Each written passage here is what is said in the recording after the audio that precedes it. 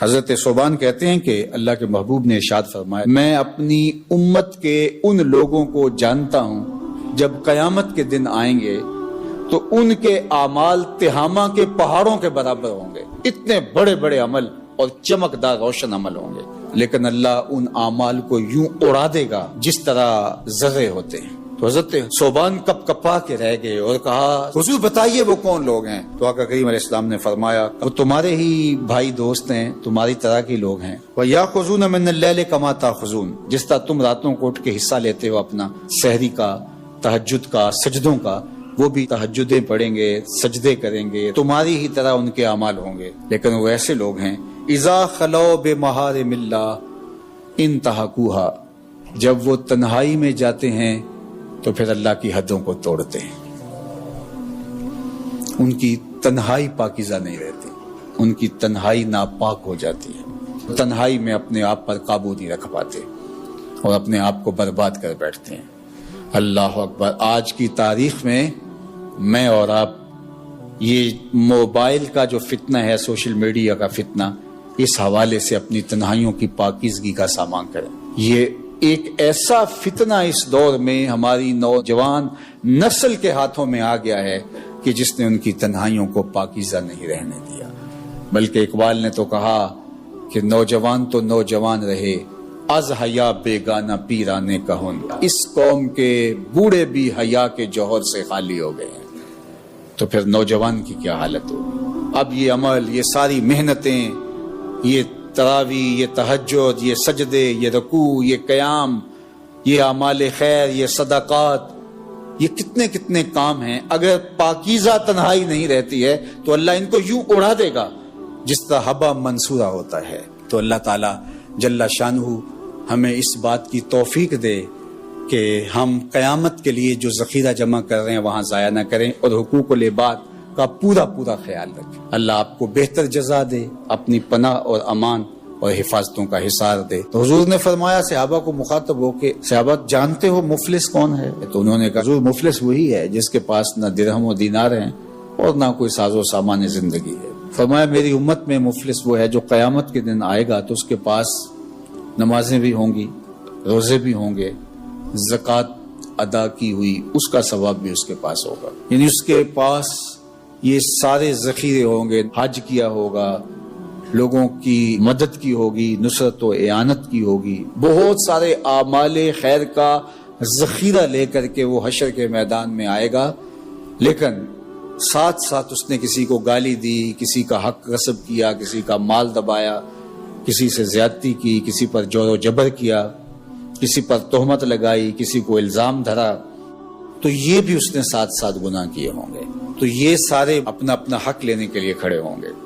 اب قیامت کے دن جو سکہ رائج الوقت ہوگا وہ یہ درہم و دینار تو نہیں ہوں گے، وہ اعمال ہی ہوں گے۔ تو اب ان گناہوں کا تاوان دینے کے لیے کیا ہوگا؟ فیوتا ھذا من حسناتہ و ھذا من حسناتہ، کچھ نیکیاں اس کو دے گا، کچھ نیکیاں اس کو دے گا۔ اب نیکیاں کم پڑ گئیں تو جن سے زیادتی کی ہوگی ان کے گناہ اس کے کھاتے میں ڈال دیے جائیں گے، ان کے جرم، ان کی بدکاریاں، ان کے کیے ہوئے اعمال بد اس کے کھاتے میں ڈال دیے جائیں گے اور پھر گھسیٹ کے آتش دوزخ میں پھینک دیا جائے گا۔ فرمایا کسی نے مفلس دیکھنا ہے تو یہ کھڑا ہے، نمازیں پڑھی، روزے رکھے، زکاتیں دی، حج کیا، دیگر اعمال خیر بجا لاتا رہا اور بڑے بڑے عمل لے کر آیا، لیکن یہاں اپنی نیکیاں دینی ہوں گی۔ اگر کسی نے ایک درہم کا چھٹا حصہ کسی کا دبا لیا، غصب کر لیا، قرض لیا، نہیں دیا، جبرن چھین لیا، دھوکہ کیا، فراڈ کیا، 2 نمبر مال کے ذریعے سے درہم کا چھٹا حصہ ہتھیا لیا، 700 نمازیں جو جماعت کے ساتھ پڑھی ہیں دینی پڑے گی، اور جو سویر سے لے کر شام تک دونوں ہاتھوں سے اللہ کی مخلوق کو لوٹ رہا ہے، ذرا دیکھے قیامت کے دن اس سے بڑا مفلس کون ہوگا؟ اب اس کے پلے کچھ بھی نہیں۔ فکر اقبال کے محور بنیادی طور پہ 3 ہیں۔ اقبال کی فکر کا محور اسلام ہے اور اس کی ساری شاعری اسلام کے گرد گھومتی ہے، وہ اسلام کو ایک مکمل ضابطہ حیات مانتے ہیں اور اس امت کی نجات کی ضمانت اسلام پر عمل کو قرار دیتے، اگر وہ اسلام کو داخل کر لیں اپنی روحوں میں اور اپنے قلوب میں اور اپنے من میں اتار لیں تو یہ شکستہ امت پھر عروج پا سکتی ہے۔ اقبال کے ہاں دوسری چیز جو اس کی فکر کا محور ہے وہ کتاب حکمت قرآن مجید ہے۔ وہ اس امت کو قرآن سے جڑنے کی تلقین کرتے ہیں۔ ان کی پستی، زبوحالی، رسوائی، ذلت، نکبت اور موجودہ جو صورت اس امت کی ہے اس کا سبب وہ کتاب اللہ سے دوری کو قرار دیتے ہیں۔ وہ کہتے ہیں اگر اس کتاب سے وابستگی اختیار کر لی جائے تو آج بھی یہ مردہ امت دوبارہ زندگی پا سکتی ہے۔ کوئی قوم ذلیل نہیں ہو سکتی اگر اس کتاب سے وابستہ ہو۔ تو امت مسلمہ اس کتاب سے وابستگی تیرے عروج کی ضمانت ہے۔ اس سے جڑ جا، اس سے وابستہ ہو جا۔ یہ آخری کلام ہے اللہ کا، یہ صحیفہ رحمت ہے، یہ مکمل نظام حیات ہے۔ اقبال کے فکر و فلسفے کا سب سے بڑا محور ذات رسالت مآب صلی اللہ علیہ وسلم۔ اقبال کا فکر طواف کرتا ہے حضور کے حسن کا اور حضور کی سیرت کو اس انسانیت کے لیے نجات دہندہ قرار دیتا ہے، اور وہ مشورہ دیتا ہے کہ آؤ اگر زندگی کا نور دیکھنا ہے تو حضور کے قدموں میں آ جاؤ۔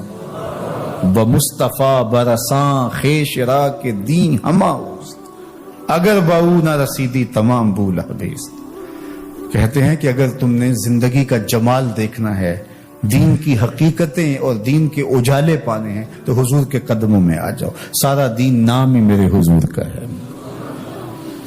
اگر آقا کریم علیہ الصلوۃ والتسلیم کے ساتھ محبت کا ربط و رشتہ مستحکم اور مضبوط ہو جاتا ہے تو پھر تم سر بلند ہو، تم اونچے ہو، تمہاری اڑان کو کوئی چھو بھی نہیں سکتا۔ لیکن اگر ان سے ربط نہیں ہے، ان سے تعلق کی خاطر نہیں ہے تو پھر تم آوارہ پنچھی کی طرح ہواؤں کے تھپیڑوں پہ تو ہو سکتے ہو لیکن منزل تمہارا مقصود نہیں ہو سکتی۔ تو اگر تم منزل پہ پہنچنا چاہتے ہو تو حضور کے قدم تھام لو۔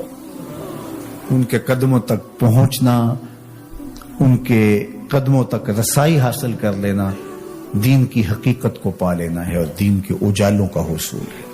اقبال کی ساری زندگی حضور کے ساتھ پیار اور حضور کے ساتھ محبت کا درس دیتے ہوئے بسر ہوتی ہے۔